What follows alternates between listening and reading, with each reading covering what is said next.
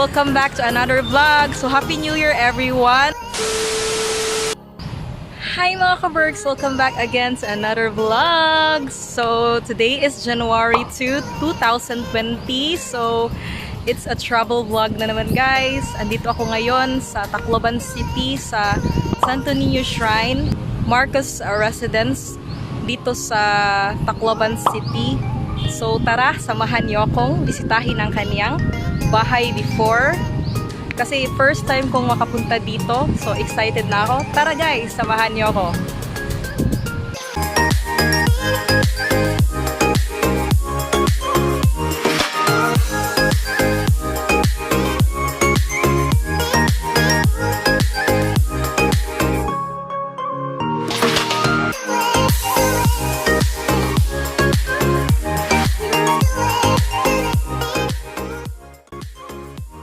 StoNiño Shrine and Heritage Museum is one of the most famous tourist attractions in Tacloban City.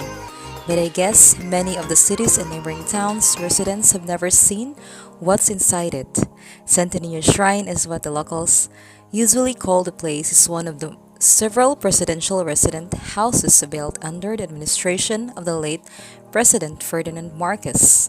It was specially built for his wife Imelda Romualdez Marcos, who was raised in Tacloban City.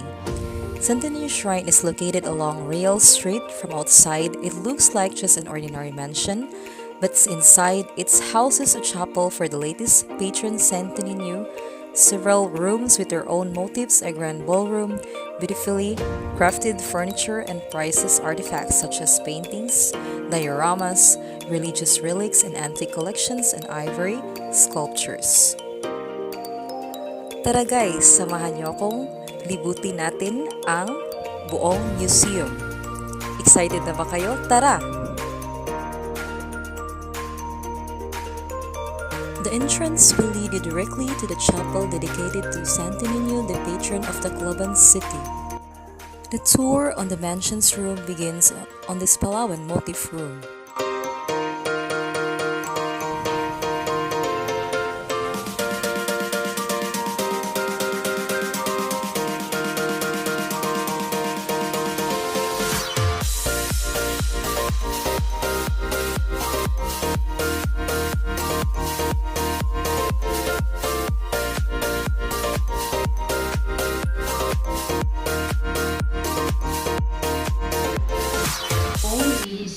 Baka lahat ng painting makita ninyo dito sa loob ng museum, gawa ito ni Malang.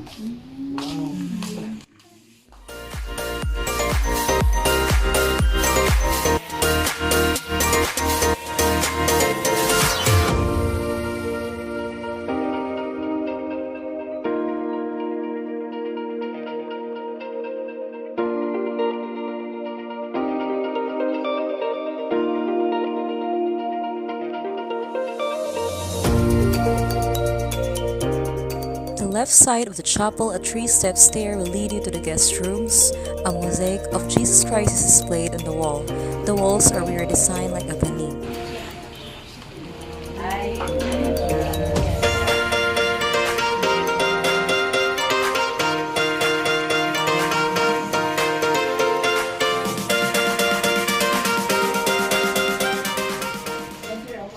A Muslim-inspired guest room inside the Heritage Museum.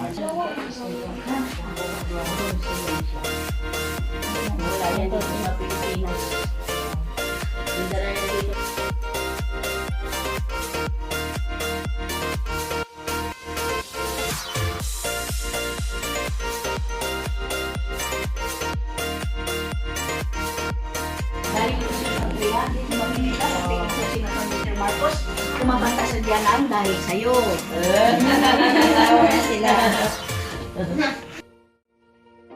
The guest room with a Bicolon motif.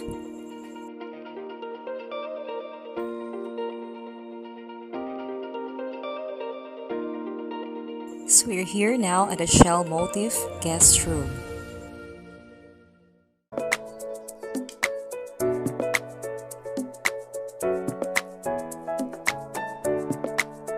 Inside the shell-themed guest room, the room and furniture are truly inspired and decorated with shells.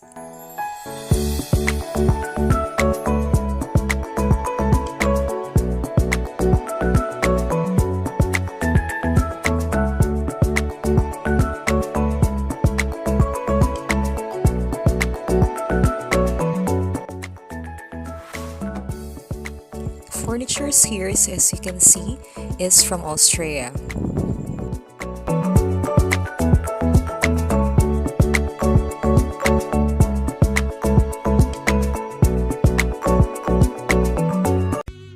Wedding pictures of the late President Marcos and her wife, Imelda Marcos.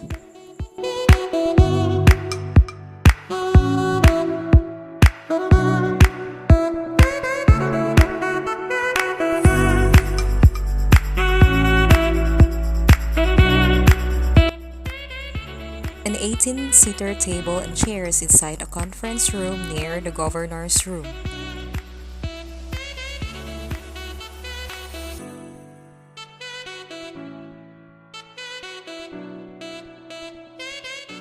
The governor's room is the largest room in the first floor of the museum. The beds and the furniture inside the governor's room.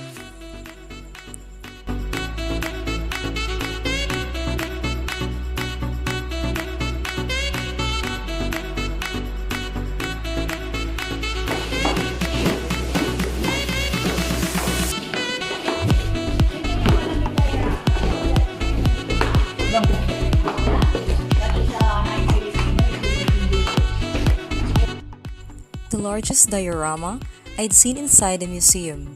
Each room inside the museum has a diorama that it depicts Imelda Marcos reaching the common Filipino people.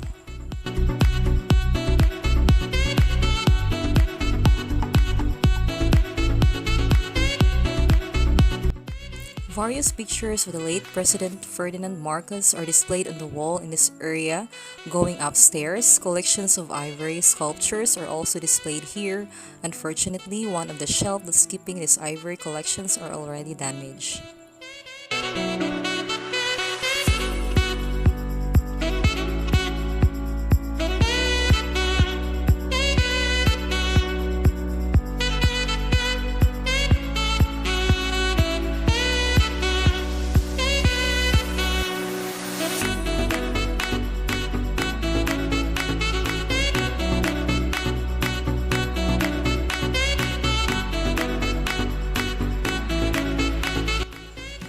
The Grand Ballroom at the second floor of the StoNiño Shrine and Heritage Museum.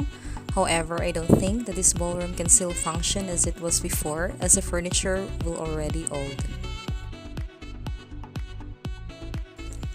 One will also find giant paintings of famous Spanish artist Bebsi Breyes of Romualdez and Marcos family, and other paintings of famous painters, grand pianos, wooden sculptures, antique and ivory collections. Check also one of its rooms, which is a replica of the Grand Ballroom of Malacanang Palace.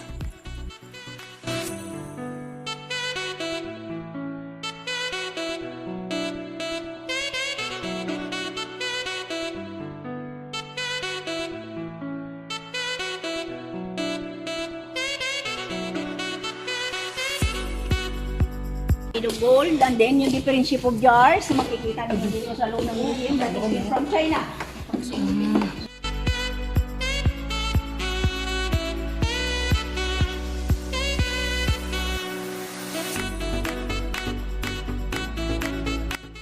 There are still more paintings, artifacts, and other priceless collections found in the second floor of the museum.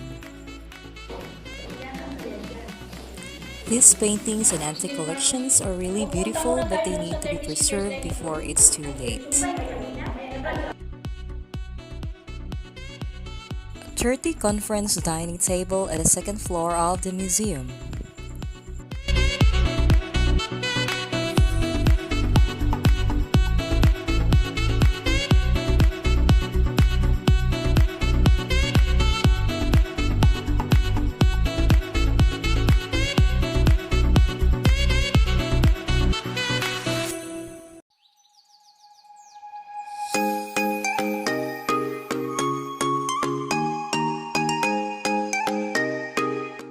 The room of the late President Ferdinand Marcos. Most rooms in the museum actually have a collection of books. The bed and furniture inside the room of the late President Ferdinand Marcos.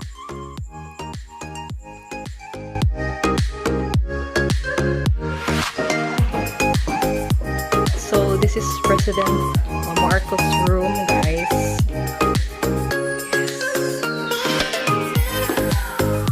Bodyguard's room.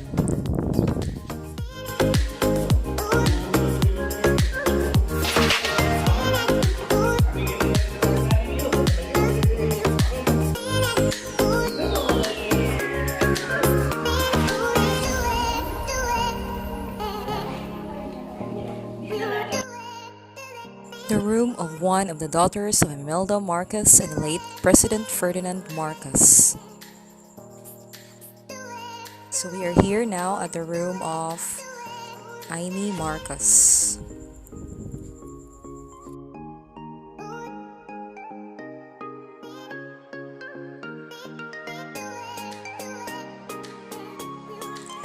And here we are, guys, at the Yaya's room, more rooms of the Marcos family.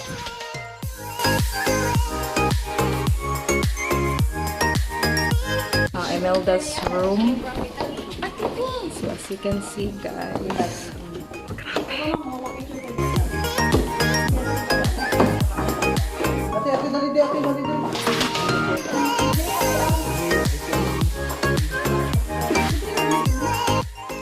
The room of Imelda Marcos, the largest bedroom in the museum.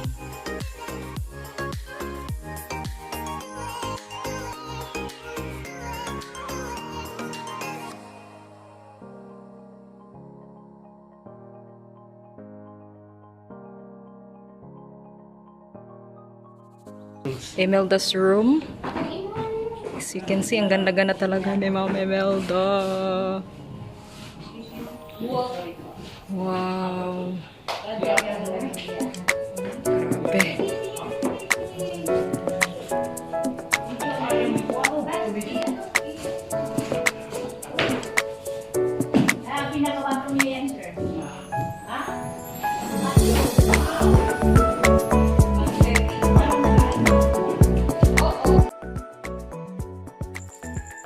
The bedroom of Imelda Marcos.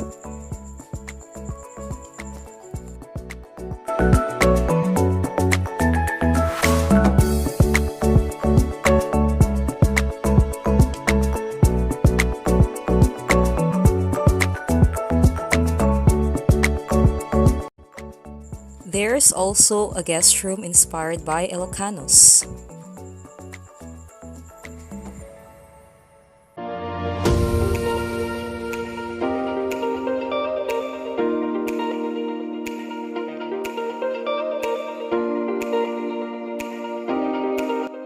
A guest room with a butterfly motif.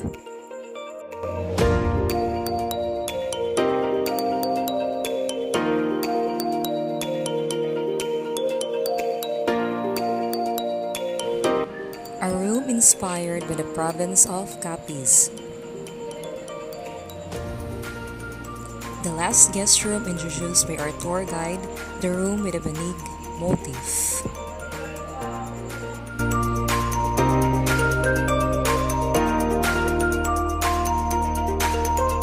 Their items din sila dito.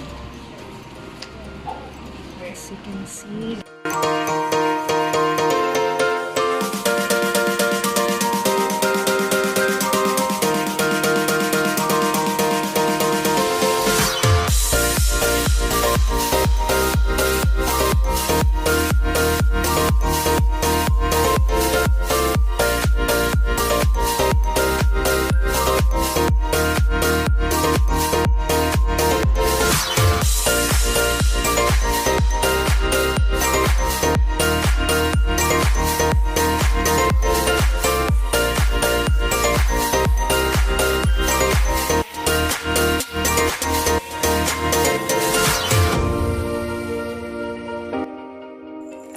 The museum was also damaged during the onslaught of Super Typhoon Yolanda, Haiyan on November 8, 2013. If you're a Filipino, especially if you're a Taclobanan or a Leyteño, you must definitely visit the shrine and museum.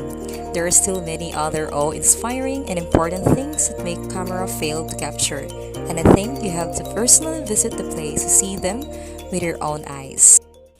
I hope you enjoyed watching my tour here in StoNiño Shrine and Museum. Thanks for watching and see you in my next one. Don't forget to like, comment, and subscribe. Bye guys!